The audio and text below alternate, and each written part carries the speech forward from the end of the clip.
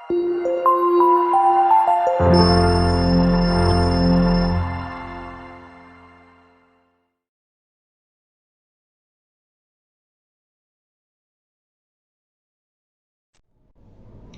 adik-adik, selamat datang di channel YouTube Belajar ala Klinik Jenius. Kembali lagi bersama saya Dea Santika Rahayu yang merupakan salah satu pengajar kimia dari Bimbingan Belajar Klinik Jenius. Nah, seperti biasa, apabila kita lihat dari tampilannya, kita akan membahas latihan-latihan soal beserta pembahasannya, gitu ya. Jadi pada video kali ini kita akan membahas latihan soal materi kimia, tepatnya itu di kelas 10 tentang sistem periodik unsur. Jadi ini adalah video kedua, part 2 gitu ya, pembahasan soal terkait sistem periodik unsur. Nah, sebelumnya terkait sistem periodik unsur, terkait penggolongan, penentuan golongan, dan periode telah dibahas di video pertama. Silakan adik-adik cek terlebih dahulu untuk video tersebut. Nah, kali ini kita akan bahas ke sifat-sifat keperiodikannya. Jadi lebih banyak soal di sifat-sifat periodikan, namun masih ada gitu ya di konfigurasi elektron dan bagaimana cara menentukannya dalam menentukan golongan dan periode. Gitu. Baik, langsung saja ya untuk mengefektifkan waktu. Kita perhatikan soal pertama. Di sini ada yang X3+ memiliki konfigurasi elektron 1s2, 2s2, 2p6, 3s2, 3p6, 3d3. Jadi seperti biasa, saya ingatkan kembali dalam mengerjakan konfigurasi elektron, alangkah lebih baik adik-adik menuliskan dulu urutannya SPDF-nya itu bagaimana supaya nanti dalam pengerjaannya lebih cepat gitu ya. Baik, saya tulis dulu di atas S, SP, SP, SDP, terlalu dekat ya, SDP, kemudian SDP. Nah, kayaknya segini juga udah cukup. S itu mulai 1, ini 2, 3, 4, ini berarti 5. Ya, P itu nggak ada 1 P tapi mulai dari 2, ini 3, kemudian 4, kemudian ini 5. Ya, ini D mulai dari nomor 3, ini 4. Nah, di soal diketahui X3+, kita tulis X3+ itu konfigurasinya 1s2, kemudian 2s2, kemudian 2p6, 3s2, 3p6, dan 3d3. Nah, kalau ada keterangan X3+, artinya dia telah terima atau telah lepas. Artinya dia telah lepas berapa elektron? 3 elektron, karena muatannya 3 gitu ya. Kalau minus berarti telah menerima gitu ya. Nah, ditanyakannya bagaimana letak dia dalam tabel periodik, golongan berapa dan periode berapa. Nah, jadi kan judulnya juga sistem periodik unsur. Jadi si senyawa lain. Jadi si atomnya itu tidak boleh dalam bentuk ion, tapi harus dalam bentuk unsur. Jadi kita balikan dulu menjadi unsur. Ini kan ion. Ion ini kita balikan supaya menjadi unsur. Nah, tadi kan dia telah lepas 3 elektron. Nah, lepasnya itu di mana? Kita perhatikan urutannya di sini. 1s, 2s, 2p, 3s, 3p. Nah, ternyata sudah 3p itu ada 4s terlebih dahulu. Jadi sebenarnya di sini itu ada 4s dulu ya. Nah, artinya 3 elektron ini diambil dari 2-nya dari sini, satunya diambil dari yang D. Sehingga untuk unsur X konfigurasinya kita balikan lagi nih, yang udah dilepaskan itu ditarik kembali, dimasukin lagi elektronnya, sehingga 1s2, 2s2, kemudian 2p6, 3s2, kemudian 3p6, baru 4s2, 3d. Nah, D-nya kan tadinya 3, nambah 1 jadi 3d 4. Nah, jadi ini untuk elektron valensinya. Untuk golongan kita bisa lihat di sini bahwa paling gede itu nomor 4. Berarti ini periodenya 4.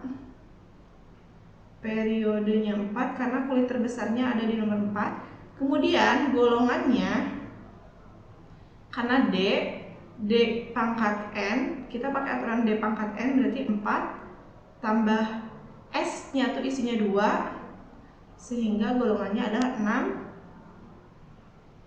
B. Ya. D itu berarti dia golongan B. Maka jawabannya periode 4 golongan 6B. 6B periode 4. Jadi yang B jawabannya, ya. Cukup mudah ya. Jadi kalau ion teman-teman harus balikan dulu nih ke dalam bentuk unsurnya bagaimana. Karena kan judulnya sistem periodik unsur, bukan sistem periodik ion, seperti itu. Jadi kalau golongan dan periode itu harus dikonfigurasikan berdasarkan nomor atom unsurnya, seperti itu. Oke, kita lanjut ke soal nomor 2. Di sini ada berikut tabel data beberapa unsur dengan nomor atom. Jadi di sini ada W, X, Y, Z gitu ya. Nah, prinsipnya untuk sifat keperiodikan,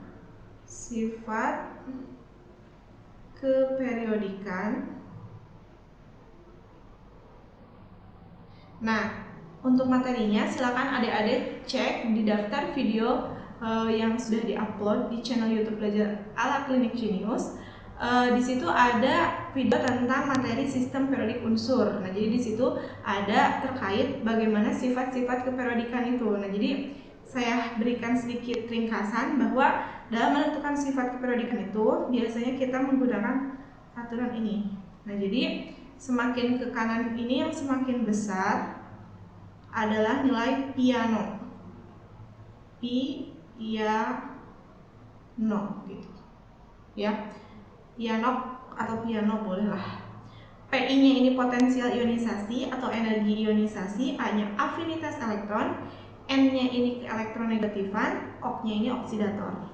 Nah, yang kebalikan dengan piano ini kita sebut sebagai LoRa. Jadi, yang kebalikan dari piano arahnya tuh justru gini, semakin ke kiri dan semakin ke bawah dia nilainya semakin besar. Sifat apa saja kah itu?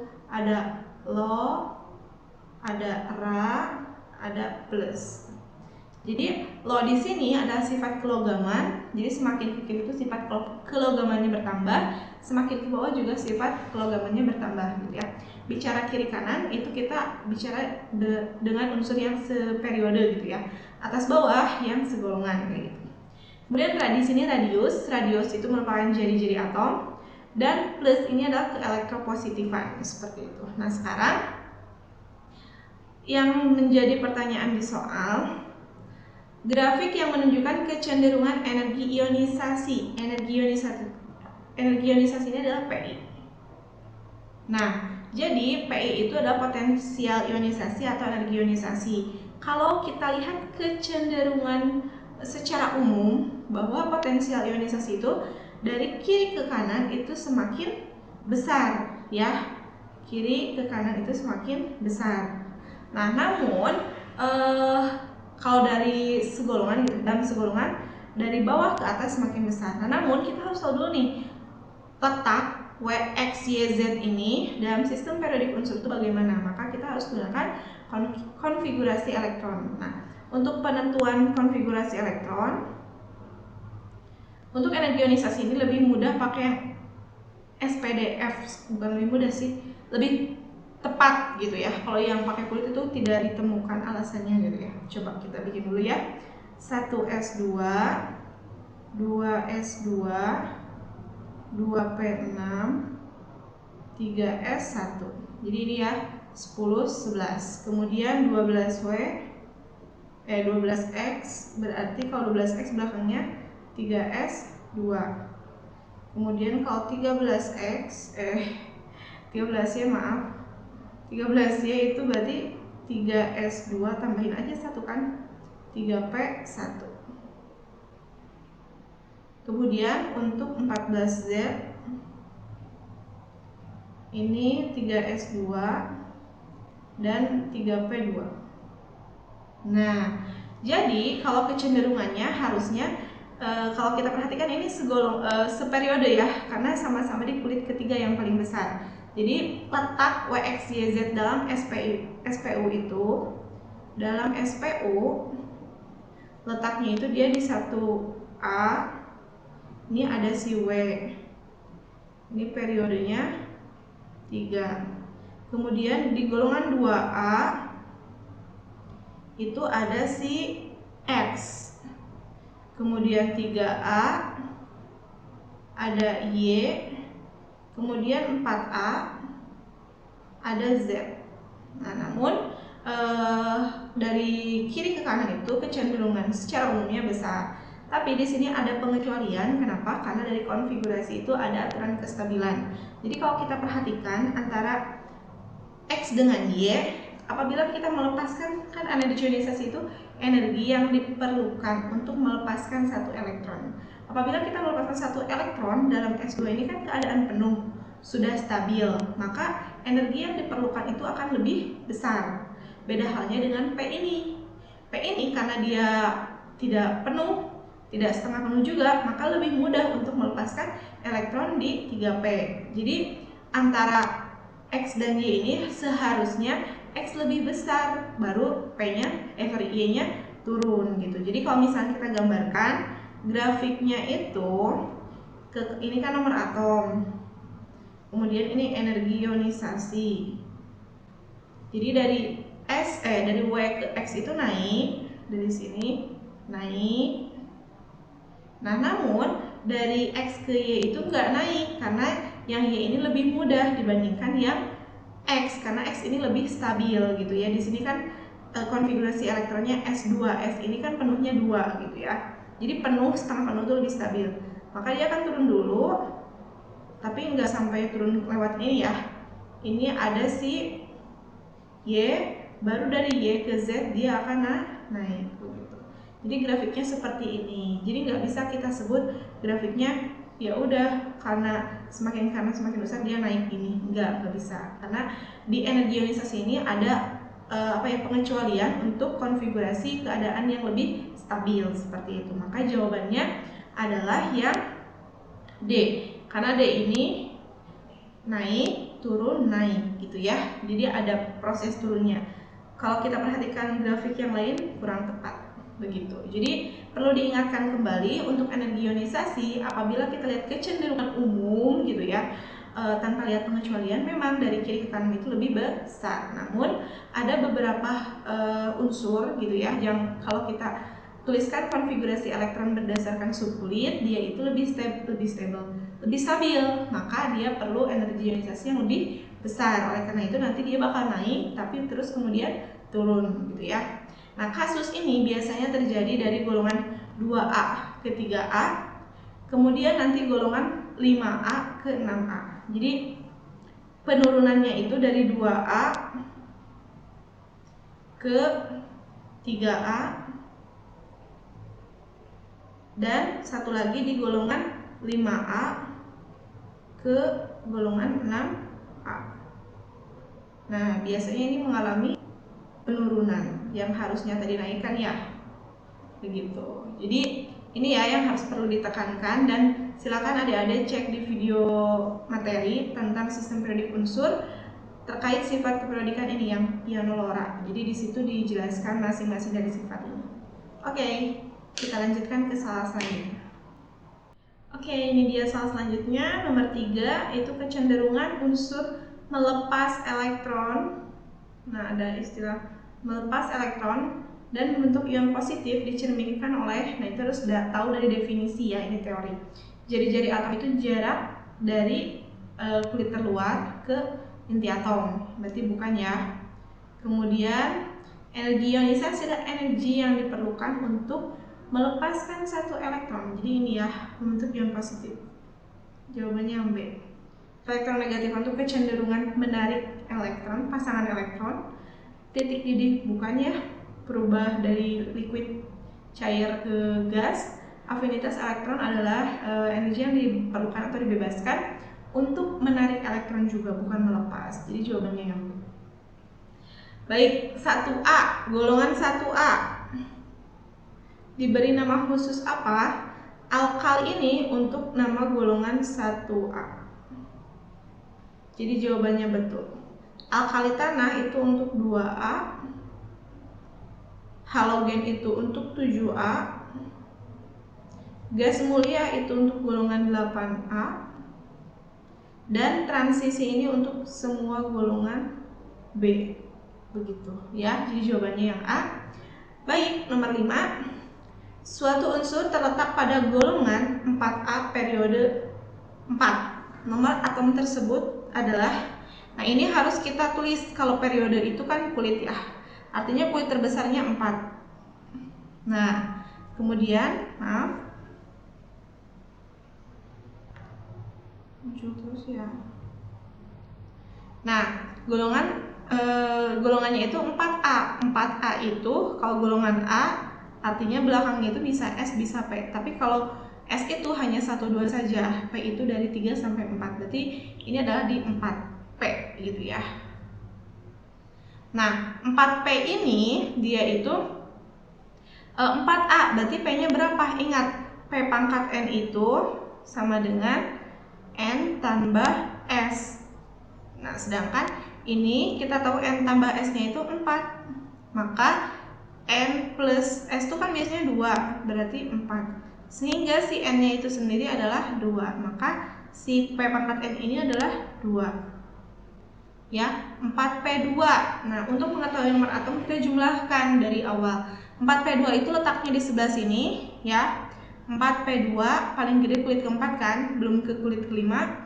Berarti udah betul. 4P2 jumlahkan 18, 19, 20, 20 tambah 10, 30, 30 tambah 4P2, 2, berarti 32. Sehingga jawabannya adalah yang E, begitu. Jadi cara menentukan nomor atom itu dari periode dan golongan kita jumlahkan dari konfigurasi terakhirnya, dari awal sampai konfigurasi terakhirnya, seperti itu. Cukup mudah ya. Oke, ini dia soal selanjutnya, nomor 6. Sifat periodik yang benar dalam satu golongan dari atas ke bawah adalah titik-titik. Jadi kita yang mencari sifat periodik yang benar. Jadi saya kasih tanda ya. Di sini kita mencari yang benar, gitu ya. Nah, saya ingatkan kembali untuk sifat periodik itu kalau kita gunakan ada yang piano, P-I-A-N-O. Piano ini semakin ke atas, semakin ke kanan itu lebih besar. Kemudian yang kebalikan dari piano itu ada lora. Jadi ini kebalikannya, ke bawah yang semakin besar adalah sifat lora.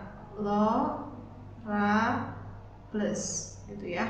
Jadi piano ini Pi potensial ionisasi atau energi ionisasi, A-nya afinitas elektron, N-nya keelektronegatifan, kemudian O-nya ini oksidator gitu ya. Kemudian lora ini logam, sifat kelogaman, Ra di sini radius, kemudian plus di sini keelektropositifan, seperti itu. Nah, dalam satu golongan, kalau bicara satu golongan berarti geraknya vertikal ya. Jadi dari atas, di sini dimintanya dari atas ke bawah adalah tentang sifat keperiodikan mana yang benar untuk satu golongan dari atas ke bawah. Apakah dari atas ke bawah itu sifat tertentu lebih besar atau lebih kecil? Nah, kita cek satu persatu. Jari-jari atom itu ini yang radius. Jari-jari atom itu dari atas ke bawah itu semakin besar. Sedangkan di sini dia semakin kecil. Nah, kecil di sinilah yang menyebabkan dia salah. Ya. Kemudian titik didih logam makin bertambah. Nah, titik didih kan di sini nggak ada ya. Nah, tapi untuk titik didih, nah titik didih ini untuk logam semakin ke bawah itu semakin rendah. Sedangkan untuk non logam semakin ke atas itu semakin rendah.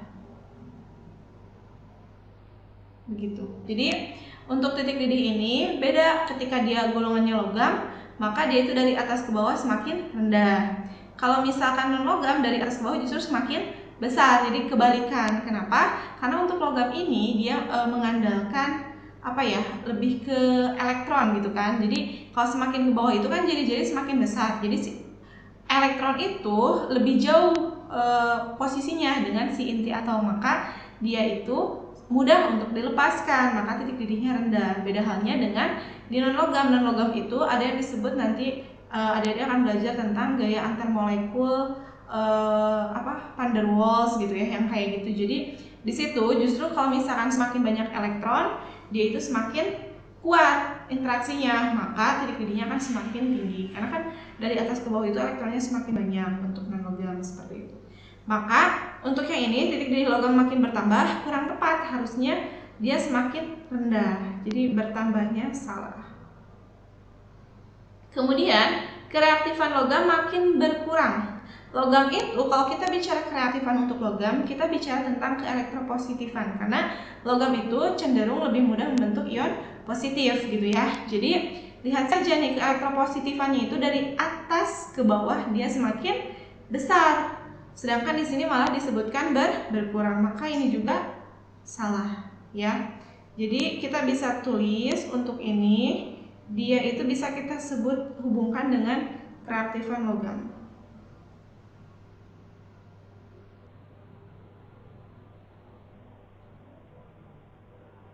Nah, kalau kereaktifan non-logam kita bicaranya tentang N atau keelektronegatifan seperti itu. Energi ionisasi makin besar, PI. PI itu dari atas ke bawah harusnya lebih kecil, di sini makin besar. Maka ini juga salah. Keelektronegatifan makin kecil, N. Keelektronegatifan itu dari atas ke bawah semakin kecil, betul ya? Maka jawaban yang lebih tepat adalah yang E, seperti itu, ya. Jadi harus diperkuat lagi konsepnya terkait sifat-sifat keperiodikan seperti itu di soal nomor 6 ini ya. Nomor 7, energi ionisasi unsur-unsur segolongan, kita masih bicara dalam satu golongan, berkurang dari atas ke bawah. Faktor utama yang menyebabkan penurunan tersebut adalah, jadi apabila adik-adik telah menyimak video yang telah saya upload gitu ya di channel YouTube Belajar ala Klinik Jenius tentang sistem periodik unsur yang membahas tentang sifat-sifat keperiodikan, di situ dijelaskan bahwa energi ionisasi ini dipengaruhi oleh dua keadaan. Yang pertama oleh muatan inti,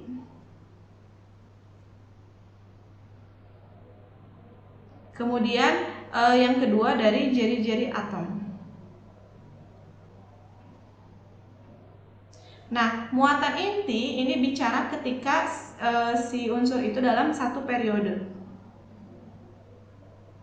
Karena kalau dalam satu periode jari-jarinya sama. Jadi konsep untuk menjelaskan energi ionisasi ini pakai muatan inti. Sedangkan jari-jari atom ini kita bicara ketika unsurnya itu terletak dalam satu golongan. Nah, sehingga kita bisa gunakan teori jari-jari atom ketika dia dalam satu golongan. Nah, di sini ada di soalnya itu segolongan. Jadi kalau segolongan kita gunakan yang jari-jari atom, ya. Maka dari sini berkurang dari atas ke bawah. Atas ke bawah, faktor utama yang menyebabkan penurunan tersebut adalah kita bicara dari atas ke bawah. Atas ke bawah itu jari-jari atom semakin bertambah, maka jawabannya yang A. Ini muatan inti untuk menjelaskan ketika dalam satu periode nomor atom tidak bukan jadi intinya gitu ya. Inti pembahasan atau penyebab energi ionisasi ini, massa atom juga bukan, titik didih juga bukan. Jadi jawabannya adalah yang A. Jadi silakan adik-adik cek di materi sistem periodik unsur khususnya tentang sifat-sifat keperiodikan yang terdapat di daftar video yang ada di channel YouTube Belajar ala Klinik Jenius. Ya. Oke, kita lanjut soal nomor 8. Atom-atom yang paling tidak stabil. Dia yang paling tidak stabil dan paling cenderung untuk menarik elektron adalah atom-atom unsur golongan. Nah, kemampuan untuk menarik elektron, kecenderungan untuk menarik elektron bisa kita gunakan ini sifat dari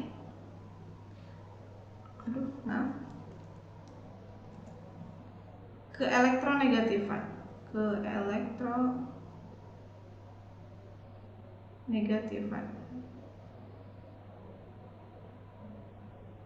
Atau ini juga bisa kita sebut afinitas elektron.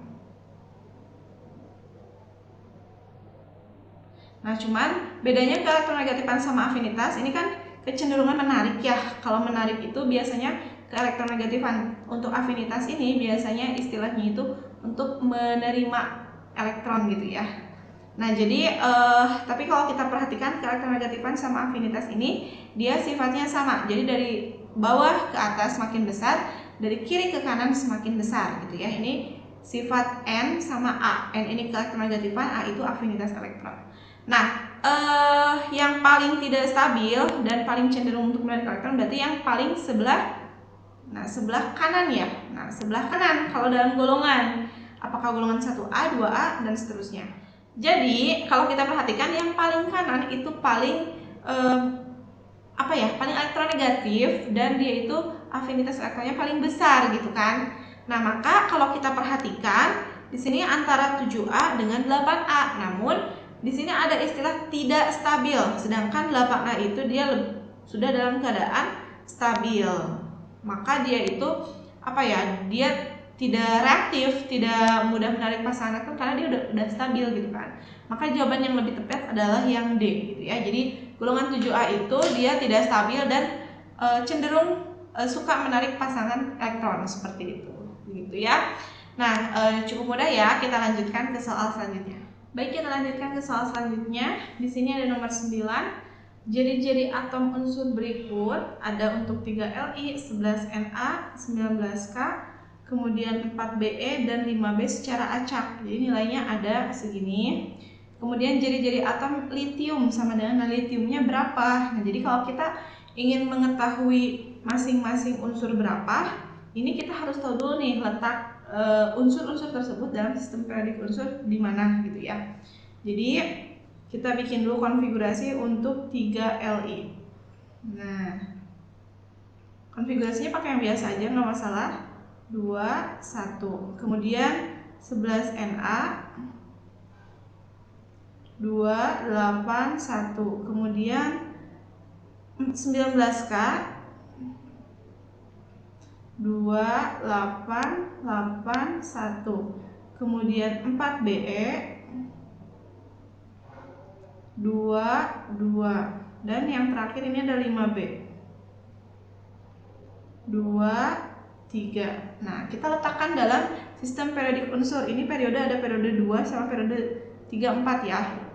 Tulis aja di sini nih periode 2, periode 3, periode 4. Nah, kemudian golongannya ada yang golongan 1A, kemudian ada golongan 2A, selanjutnya ada yang 3A. Nah, kenapa kita pakai konfigurasi ini? Jadi untuk atom yang nomor atomnya masih 20 ke bawah bisa kita gunakan konfigurasi ini. Jadi ini udah pasti dia itu golongan A gitu ya. Nah, sekarang Li21 kan di sini letaknya berarti golongan 1A periode 2. Ada Li di sini. Kemudian Na itu periode 3 golongan 1A. Na. Kemudian K itu periode 4 golongan 1A.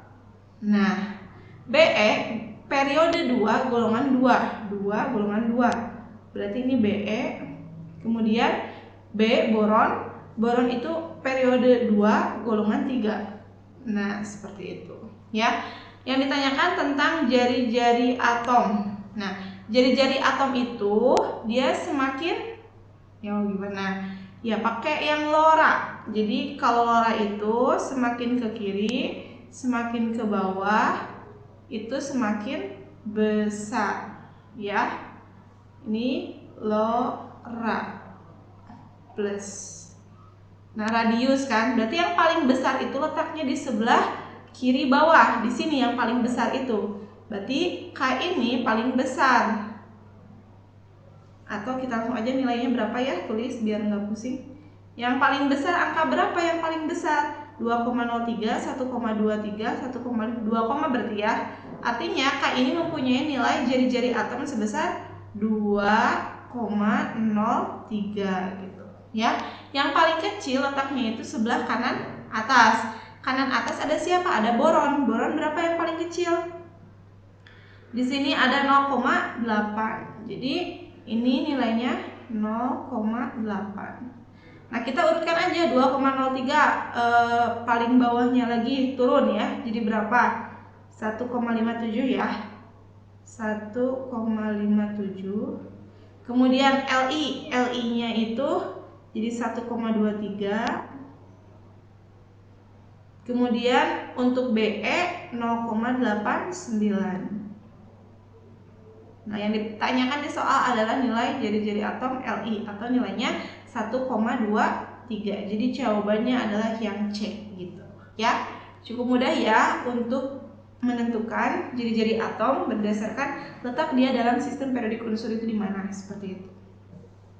Nah, lanjut ke soal nomor 10 yang memiliki energi ionisasi terbesar. Energi ionisasi itu sifat yang mana? Kebalikan dari LoRa. Ayo ingat-ingat lagi, yang semakin ke atas, semakin ke kanan, itu semakin besar adalah sifat piano.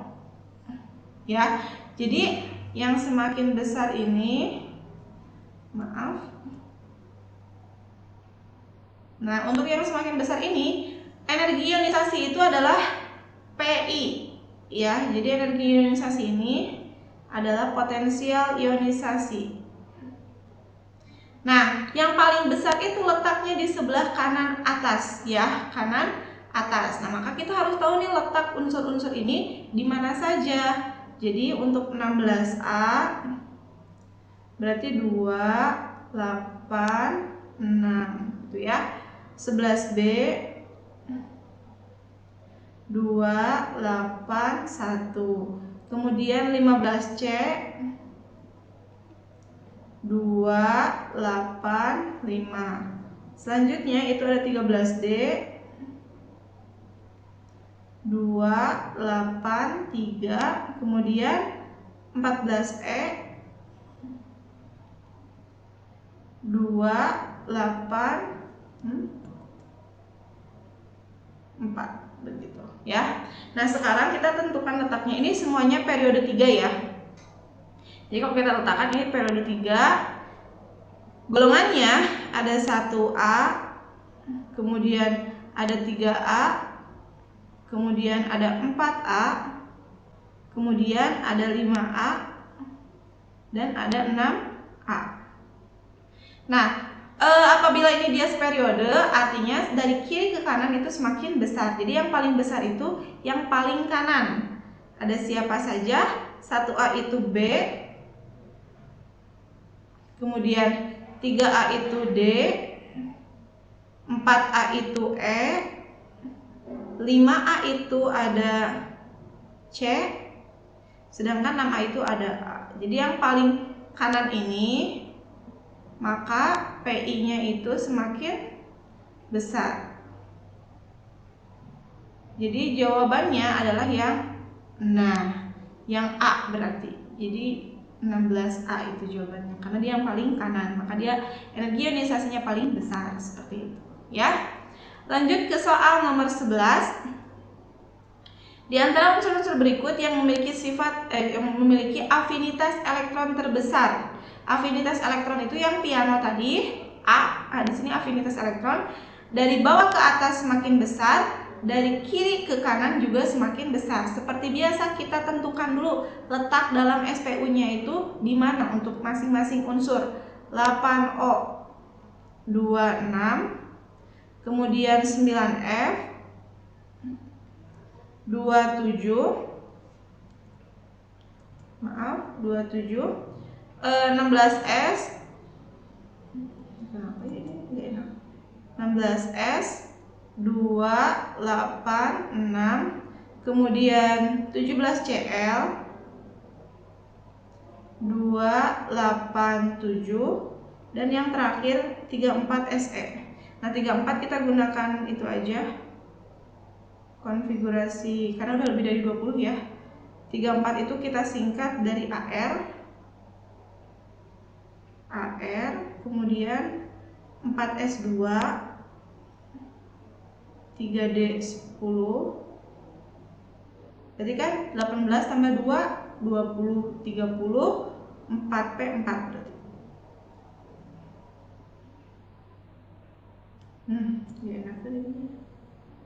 Nah, seperti itu ya.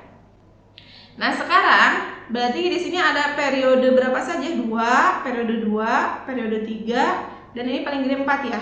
Berarti periode 2, 3, 4. Kemudian golongannya ada golongan berapa saja? Ada golongan 6, 7, 4 ini kan P ya, dijumlahin dengan S-nya. 4 tambah 2, 6. Berarti ada periode 6, golongan 6 A dan 7A. Ya. 2, 6, O. Periode 2 golongan 6. Berarti ini ada O. Kemudian F 27 berarti di sini. Kemudian S 286 periode 3 golongan 6. CL di sini. SE itu periode 4 golongan 6A. 4 golongan 6A. Berarti ini di sini ada SE. Ya. Nah, sekarang yang diminta adalah afinitas elektron. Semakin ke kanan ini, semakin dari bawah ke atas itu dari bawah ke atas semakin besar, dari kiri ke kanan semakin besar. Ini buat afinitas. Maka kalau kita ingin diminta yang afinitas elektronnya terbesar, terbesar itu yang letaknya di sebelah kanan atas. Kanan atas itu berarti ini kan. Maka jawabannya adalah si F atau fluorine. Jadi jawabannya yang B seperti itu. Ya, mudah-mudahan cukup dimengerti terkait sifat-sifat keperiodikan ini. Oke, jadi sekian pembahasan kita kali ini terkait sifat-sifat keperiodikan dalam sistem periodik unsur. Mudah-mudahan bermanfaat untuk adik-adik dan bisa membantu adik-adik belajar dimanapun. Nah, jangan lupa like video ini dan terus pantengin channel YouTube Belajar ala Klinik Jenius dengan cara subscribe channel YouTube tersebut dan nyalakan juga tombol notifikasinya dengan mengklik tombol lonceng. Nah, saya Dea Santika Rahayu pamit undur. Sampai jumpa lagi di video-video yang lainnya. Bye-bye.